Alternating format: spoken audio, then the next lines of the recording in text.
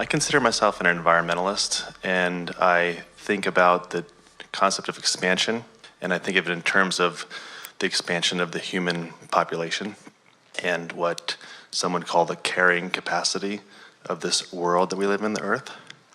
And I wonder if when you speak about expansion, you speak about things in the physical realm expanding in the same way as the metaphysical context in which you speak of it. And if so, how does this organism, the Earth, handle our physical size?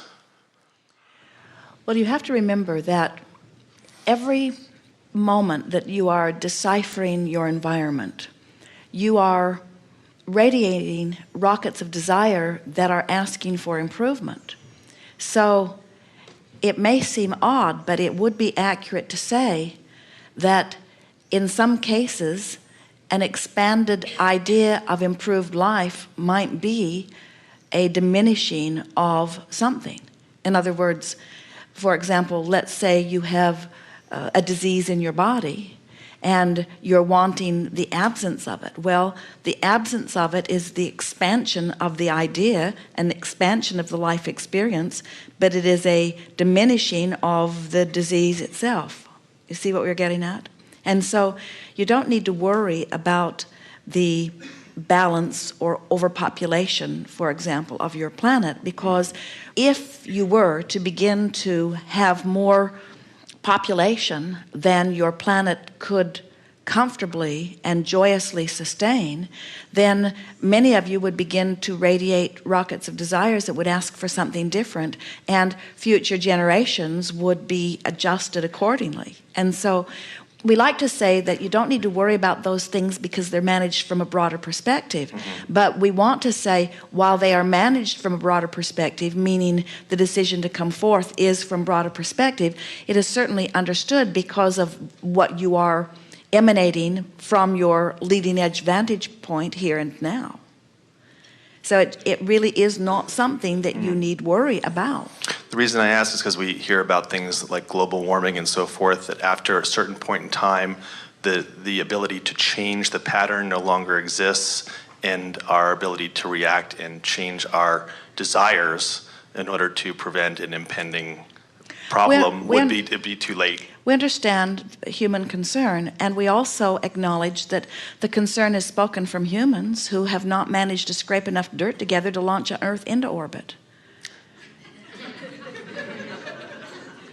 In other words, it's an interesting thing to stand in a place of lack of knowledge, and from your basis of lack of knowledge to then make your predictions that are also baseless. So should we not be concerned about our behavior in relationship to the world in which we live? Concern is an interesting word, because when you are concerned about something, you're pushing against what you don't want. And when you're pushing against what you don't want, you cannot allow what you do want. So the good news is, with all of the beating of the drum of global warming and all of the awareness of the situation, and it's not as great as people might think, but there are a lot of people talking about it. With all of that awareness, then all of those rockets of desires that are emanating from mass consciousness in human form on the planet, in other words, who want longevity of the planet and want a place for their children and their children to live, as you are launching those rockets of desires, you certainly are amassing this improved life experience on planet Earth, which for most of you will not be realized until those of you who are concerned croak. We're not saying that your concern is keeping it from happening. We're saying your concern will keep you from getting to experience the benefit of it.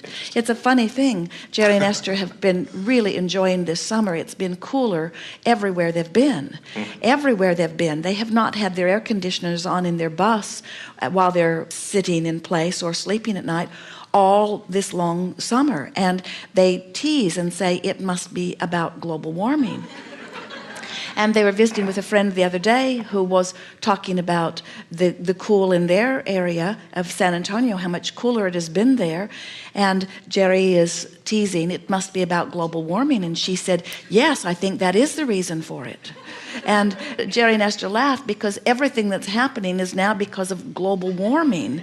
Whether it's warmer or colder, it's all because of global warming. And we understand what the scientists are saying. The global climate change is really global climate change is what they're talking about. But you must not look with such narrow view. In other words, even if you look over the last decade or two, you have had as much or more fluctuation in your planetary weather than you're having now. It's just that now it is the topic that makes you want to point toward that. And we are not wanting to burst anyone's bubble. If you have found something that you want to beat the drum of and it makes you feel more alive, we're not speaking of you necessarily, we're speaking of anyone, we certainly would not want to distract you from the contrast that causes you to shore up your intentions about your desire for a good life on this planet. In fact, all of that contrast is about that. We're just saying to you that you cannot live the joyful life that you came here to live when you are looking at some aspect of something that causes you concern and you're continuing to hold yourself in that mode. And so while there are scientists who would say, but we know what we're talking about and we must get awareness and we need to get people to be responsive to this negative thrust that we are offering, we will never agree that a negative thrust is good for you in the short run or the long run, ever. And so you can't possibly control all of the people and get them to do all of the things that they need to do in order to stop this global warming. So now all that's happened is that you've been informed about something awful, you feel powerless to do anything about it, and now you're depriving yourself of well-being as you're using that as yet another excuse to not allow the well-being to flow to you. So you don't allow the well-being to flow to you, and then you pronounce on your deathbed, "See, I told you things were going bad."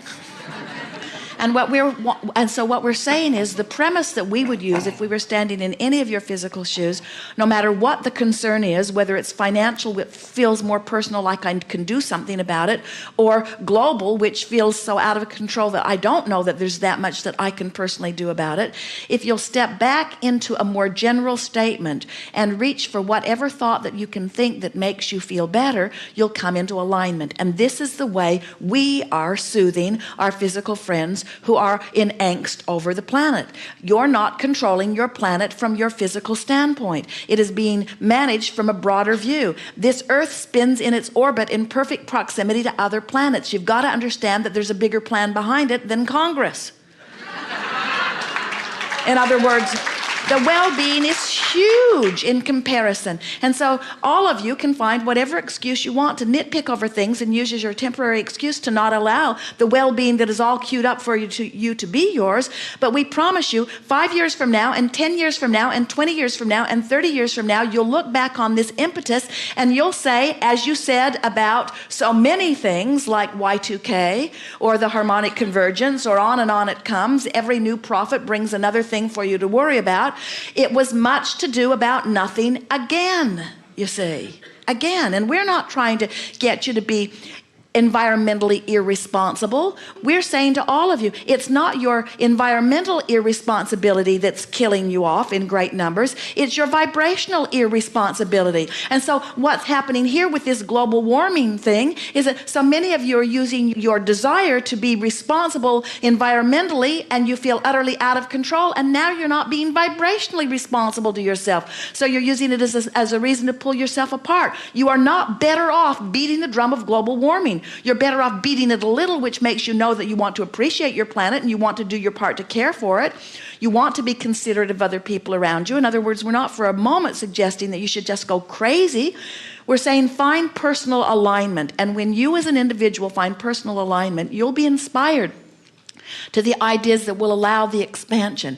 The economy of your environment, go back even 100 years or 200 years and look how small your economy worldwide was compared to now. And many would say, well, our population is bigger. Your population is bigger, but it is not percentage-wise. When you measure the population 200 years ago against the population today, this economic growth is incredible. And it's not because you're trucking in resources from other planets. It's because you're doing a better job of mining the resources that you have because of your contrast, which is causing desire to be born. And it will always be that way. You will never be in a place as people upon this planet that the current condition does not inspire you to something more, and that this environment does not then yield to you something more. You're constantly going to be morphing in ideas, in ways of living, and it is our promise to you that life will, as it always has, it will continue to improve, because there is no going back. That is the duality that most people don't want to talk about. It's that idea of good versus evil. And we don't want to talk about that sort of duality either. We want you to understand that things are good and getting better, and that is the eternal experience of this eternal evolving universe, you see. And so when someone looks at anything, a pocket of anything, and uses it as evidence that denotes otherwise, we say, you're out of sync with the entire expanding universe, which must say expansion is inevitable and expansion must always be good. Why? Because the contrast caused you to ask for the improvement, and source went to the improvement. It's only those who beat the drum of what's wrong that hold themselves apart from the improvement are giving those doomsday scenarios, you see? You cannot be tuned in, tapped in, turned on to the knowing that is you. You can't be that one energy that is in alignment with source and worry about global warming. The two do not go together. You cannot be in alignment with the eternal being. You cannot see this world through the eyes of source and worry about global warming at the same time, because they don't match up. Thank you. Yeah.